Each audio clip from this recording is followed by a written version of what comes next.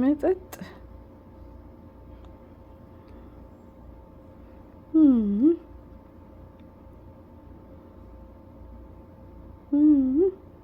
እኔ እየመጠጥኩ ነው በስሜት አገዳ ስትመጥ እሷ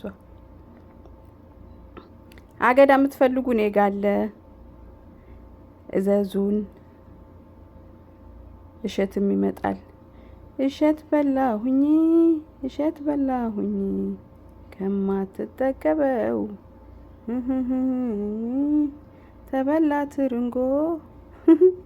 ስፔሲፊካሊ ከመጣህና ካወራኝ እኔ ሴቶቹን በተደጋጋሚ በአደባባይ በግልጽ ቋንቋ የማወራው ሴቶቹ ፋይናንሻሊ ኢምፓወርድ መሆን አለባቸው፣ ካፓሲቴትድ መሆን አለባቸው ብዬ አምናለሁ። አቅም ይኑራቸው።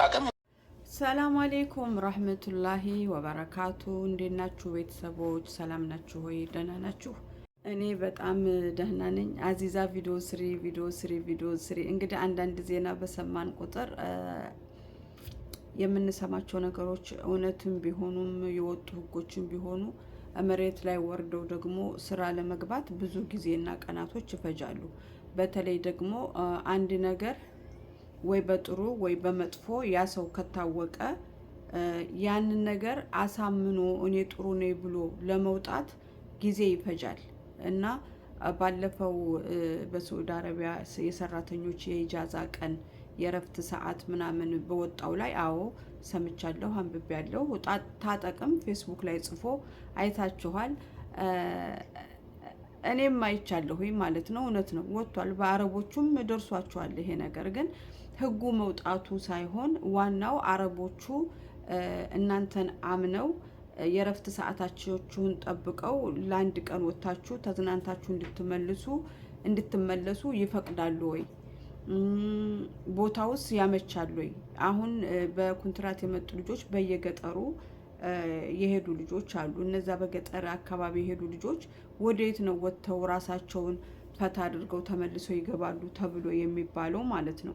እነሱ ምናልባት የረፍት ሰዓታቸውን በገንዘብ ማስቀየር ወይም ደግሞ እዛው ቤት ውስጥ ነው እረፍት መውሰድ ነው። እንግዲህ ሳይጠሩ ምን ሳይሉ እዛው ክፍላቸው ጋር ይዝናኑ ከሆነ ወይም ሱቅም ካለ ሱቅ ላይ ዘወር ብለው መጥተው የሚመለሱ ካልሆነ በስተቀር እንዴት ይዝናናሉ?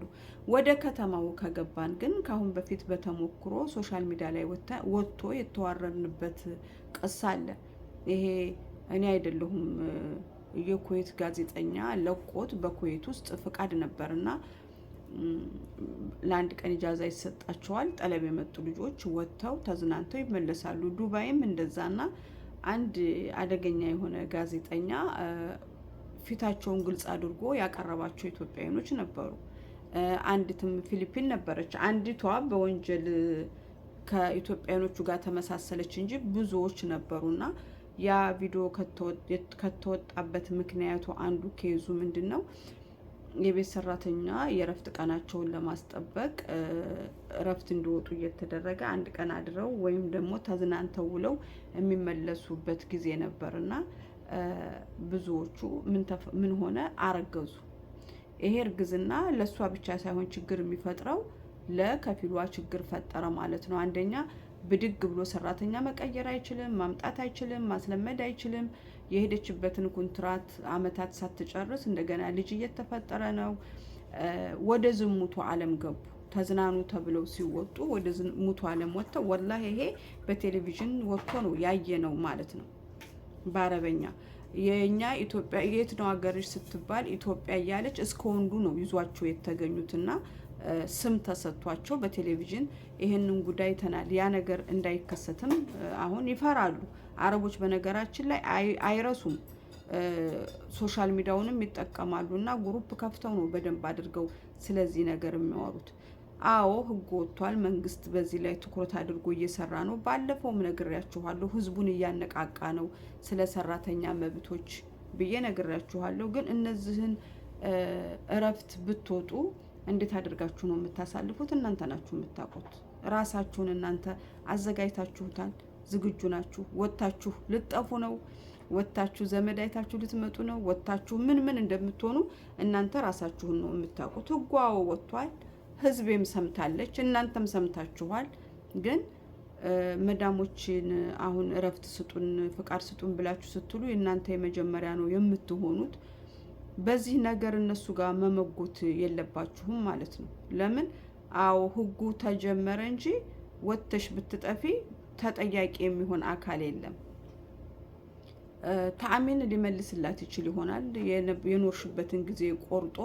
ግን ትልቁ ችግር በትምህርት ቤት ሰዓት በምን ሰዓት እነሱ ሰራተኛ ማጣታቸው ችግር ነውና መዳሞቹ ይፈቅዳሉ ብዬ አላስብም። አረቦቹ ይፈቅዳሉ ብዬ አላስቡም። ህጉን እሺ ብለው ቢቀበሉትም ከ110% ፍቃደኛ ከሆኑ የተማሩት እንጂ እኔ ሌሎቹ ያምናሉ ብዬ አልልም።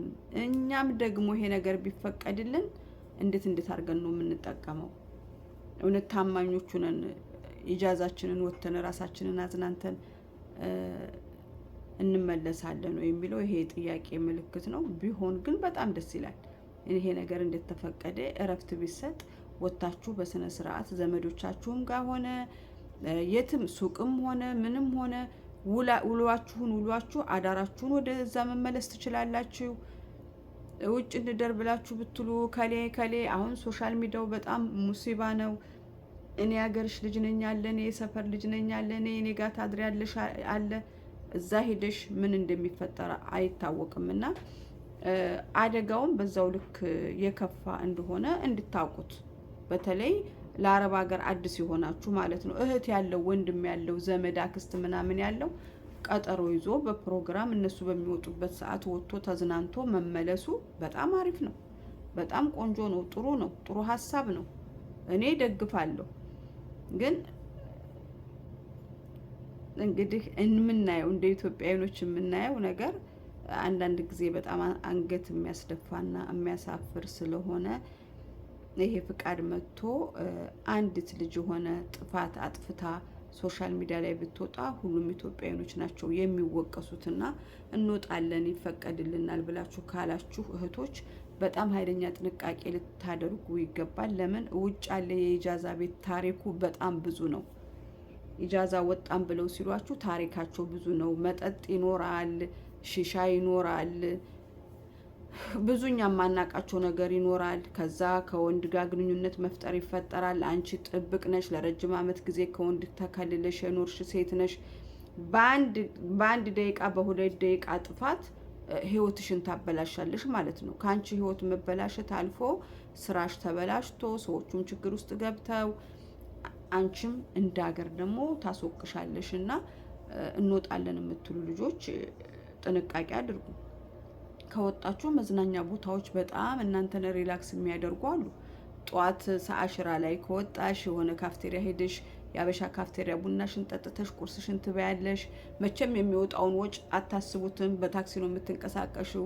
ከዛ ምሳ ሰዓት ይደርሳል። ምሳሽን በልተሽ አሁንም ደግሞ ቡናሽን ላስ አድርገሽ ጅዳ ከሆንሽ ኮርኔሽ ብትሄጂ ሞል ብትሄጂ እዱንያ መፍቱሃ ጥሩ ነው። ይገባሻል። ልትዝናኝም አንቺ አይምሮሽን ልታድሺ ይገባችኋል። ደስ ይላል። ግን ወጩ ራሱ ቀላል ነገር ነው ብዬ አልልም። ለምን? በነፃ እናንተን የሚያንሸራሽርና እናንተን የሚያዝናና ሰው የለም፣ ወንድ የለም፣ ኢላ ከእናንተ መውሰድ የሚፈልገው ነገር ሲኖር እንጂ። ስለዚህ እኔ ይሄ ኢጃዛ ከጥቅሙ ጉዳቱ ነው የሚያመዝነው። ብዙ ወንዶች አሉ ሴቶችን ሰፍ ብለው የሚጠብቁ። አሁን በቲክቶክ ብዙ ሰው ጋር ትተዋወቃላችሁ፣ በዩቱብ ብዙ ሰው ጋር ትተዋወቃላችሁ፣ ብዙ ነገር አለ እና እናንተ አሁን ኢጃዛ ወጥታችሁ እከሌ ቤት ብዬ መሄድ የማልችል ከሆነ የሆነ ሞል ሂጄ ተዝናንቼ ከዛን የሆነ መጣም ሂጄ በልቼ እንጀራ በወጥ መቼም ሳትበሉ አትመለሱም። ለምን? ስለማታገኙት። አንዳንድ የሚያስፈልጋችሁን ነገር ገዝታችሁ ምን ስትሉ ያችሁን የወር ደመወዛችሁን ጥፍትፍት አድርጋችኋት ትመለሳላችሁ። ችግር የለም። የገንዘቡ ጉዳይ ችግር ሳይሆን ዋናው እናንተ በሰላም ወጥታችሁ ተዝናንታችሁ ራሳችሁን አድሳችሁ ለስራ አዲስን ነገር አዲስን ጣቃ ይዛችሁ የምትገቡ ከሆነ በጣም ቆንጆ ህግ ነው። ይጠቅማል። አይጠቅምም ማለት አይቻልም። ግን እኛ ጋር ያለው ችግር ትንሽ ከበድ ይላል። ታማኝነት በጣም ትልቅ ነገር ነው። እኛ አሁን ታማኞች ነን፣ ባለመጥፋታችን ታማኞች ነን። ከወንድ ጋር ግንኙነት ላለማድረግ ምን አገባት እኮ ትሉ ይሆናል። አያገባንም፣ አያገባቸውም። መዳሞቹ ግን ካረገሽ ትልቁ ችግር ነው። ስራው ተበላሸ። ችግሩ ከተረገዘ ነው እንጂ በህይወታችሁ ላይ የሚገባ ማንም ሰው የለም። መፈቀድ ተፈቅዷል። ብዙ ነገሮች እየተስተካከሉ ነው እዚህ ሀገር ላይ እድሜ ላለው ሰውና እንግዲህ ከተፈቀደላችሁ ፏ ብትንበሉ እየመጣችሁ እኛንም እቃ ግዙ። መሄድ የምትፈልጉበት ሂዱ። ስትመለሱ ግን በሰላም ወደ ስራችሁ ግቡ። ጥሩ ነው። እንኳን ደስ አላችሁ። እኔ ደስ ብሎኛል በመፈቀዱ። ግን ቢሆንም በጣም ብዙ እዚህ ማልናገራቸው ብዙ ነገሮች አሉ የሚያሳስቡና አላሁም ሙስተዓን ነው ምለው። እንግዲህ ላይክ ሼር በማድረግ ተባበሩ። በኮሜንት ደግሞ አስተያየታችሁን ንገሩን። እናመሰግናለን። ሰላም አለይኩም ረህመቱላሂ ወበረካቱ።